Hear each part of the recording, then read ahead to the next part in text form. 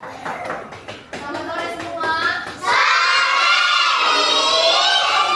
Kurang semangat. Selamat sore semua.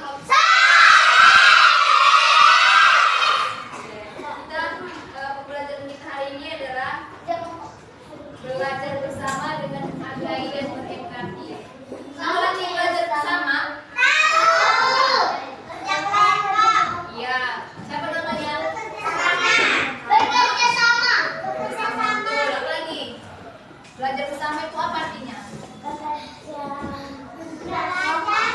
Lebih dari 3 orang juga bisa belajar bersama. Apa artinya belajar bersama? Belajar bersama apa artinya? Apa lagi? Dan kita mau baca kan? Belajar bersama.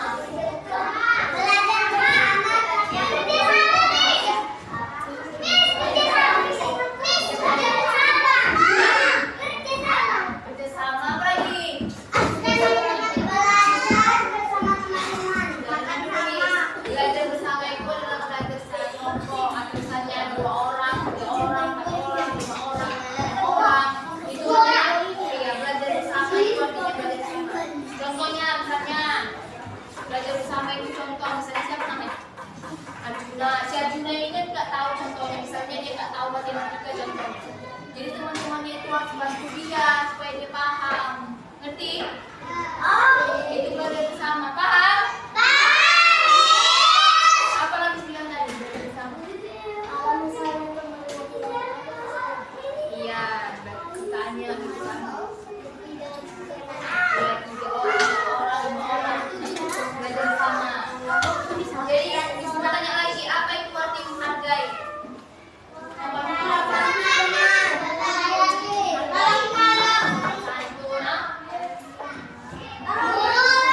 Ya,